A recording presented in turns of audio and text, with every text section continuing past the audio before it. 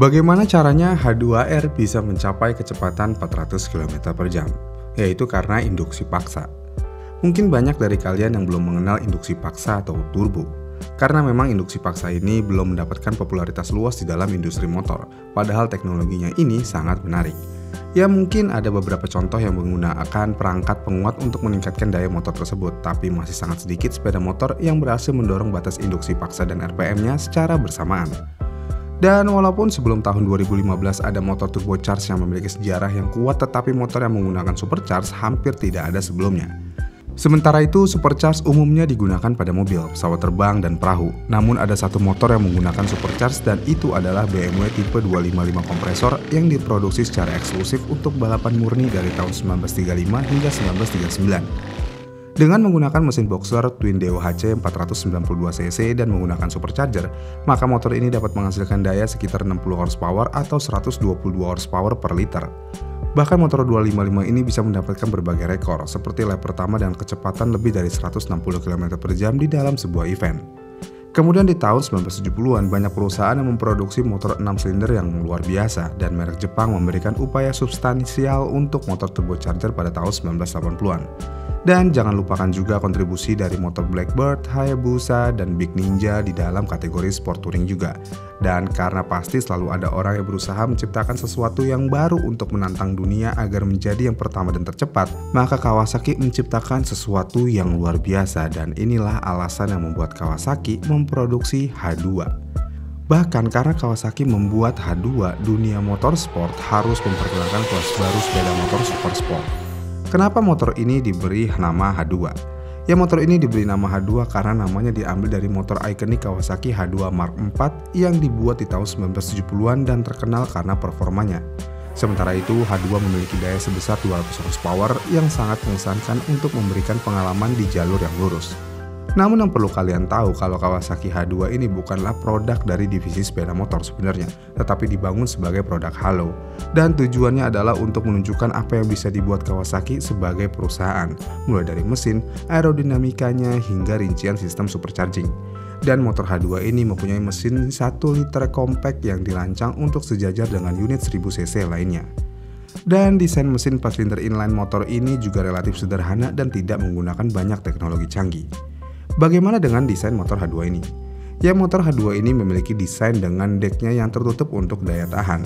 Kemudian batang penghubungnya juga membentuk belah ketupat dengan 2 camshaft yang digerakkan rantai. Bahkan motor ini juga tidak ada penyuntikan bahan bakar variabel, timing variabel, atau sistem hisap variabel. Selain itu, pistonnya juga terbuat dari aluminium yang dicetak secara unik, dengan headnya yang dipoles dari pabrik dan katup hisap yang terbuat dari stainless steel, sementara katup buang yang terdiri dari 2 material, yaitu kernel untuk head dan baja untuk batangnya.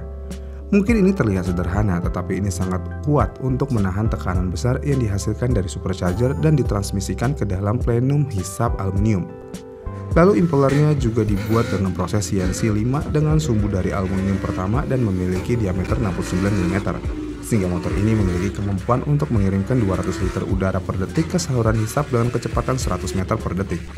Dan jika dibandingkan dengan ZX-10R yang hanya bisa mencapai 117 liter udara per detik, maka H2 jelas jauh lebih unggul. Selain itu, supercharger di H2 ini menjadi unit satu tahap dengan kecepatan total 12 bilah impeller, dan 6 diantaranya terlihat dari sisi hisap. Kemudian itu juga ditempatkan di belakang mesin dan digerakkan dengan web ke-6 dari crankshaft melalui serangkaian roda gigi miring dengan upgrade langkah, drive rantai, dan akhirnya rangkaian gigi. Dan akhirnya motor ini menghasilkan perbandingan gigi akhir sebesar 9,18, yang berarti di saat mesin ini mencapai puncaknya pada 14.000 rpm, maka supercharger akan berputar pada kecepatan 128.800 rpm. Dan menghasilkan tekanan bus sebesar 1,4 bar atau total tekanannya sebesar 2,4 bar di dalamnya. Dan jika dibandingkan dengan turbocharger, maka supercharger ini membangun bus secara lebih linear tanpa lag. Memang benar kalau Kawasaki bukanlah merek asing dalam penggunaan supercharger, karena perusahaan ini sebelumnya sudah menggunakan unit twin screw pada mesin berbasis ZX14 untuk meningkatkan jet ski Ultra 300X. Ya, meskipun jenis supercharger ini menghasilkan panas yang cukup tinggi, namun hal ini tidak menjadi masalah ketika jet ski ini dioperasikan dengan sumber air dingin yang tidak terbatas yang mendinginkan intercoolernya. Kemudian sistem reduksi pertama pada motor H2 ini dirancang sesederhana mungkin tanpa memerlukan intercooler.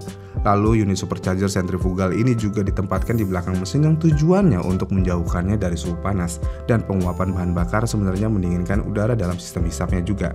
Selain itu, injektor atasnya juga menyemprotkan bahan bakar ini ke jaringan baja dan menciptakan efek orde, yang dimana hal ini memastikan pencampuran antara udara dan mempromosikan penggabutan bahan bakar untuk meningkatkan pendinginan udara hisap, sehingga itu dapat meningkatkan efisiensi total campuran muatan.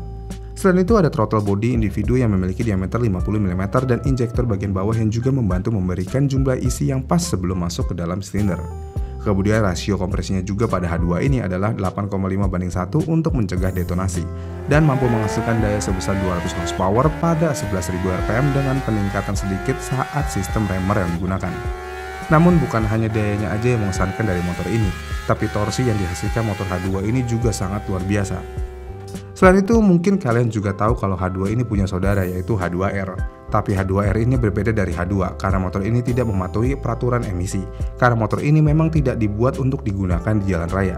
Dan motor H2R ini memiliki rasio kompresi yang sedikit lebih rendah, yaitu 8,32:1 dengan sistem superchargingnya yang sama dengan H2 biasa. Selain itu, H2R ini juga mempunyai kecepatan dan tekanan bus yang sama. Namun perbedaan dayanya ini sangat signifikan, yang dimana motor H2R ini menghasilkan daya hampir 330 horsepower. Dan para ahli menjelaskan kalau ketidaksetaraan daya ini disebabkan oleh berbagai modifikasi minor, seperti gasket head yang berbeda, kemudian sistem udara dan knalpotnya yang lebih longgar, dan yang paling penting ada di perubahan perangkat lunak ECU dan profil camshaftnya. Sehingga modifikasi ini membuat H2R dapat berputar sampai 14.000 rpm dan menghasilkan tingkat daya 40% lebih tinggi. Ya, meskipun Kawasaki menjelaskan kalau kecepatan maksimumnya hanya 380 km/jam untuk sepeda motor pabrik, namun kecepatan luar biasa ini bisa dicapai hanya dalam waktu 26 detik. Ya, meskipun tidak ada perangkat independen untuk memverifikasi percobaan kecepatannya, namun memang gak perlu diragukan lagi kalau H2R ini menjadi salah satu motor tercepat yang pernah diproduksi. Jadi gimana nih menurut kalian soal kedua motor buatan pabrikan Kawasaki ini? Apakah bakal ada lagi yang bisa melampaui kedua motor ini di waktu yang dekat? Tulis pendapat kalian di kolom komentar di bawah ya. Dan jika kalian suka dengan video ini, kalian bisa like dan subscribe channel ini, dan sampai jumpa di video selanjutnya.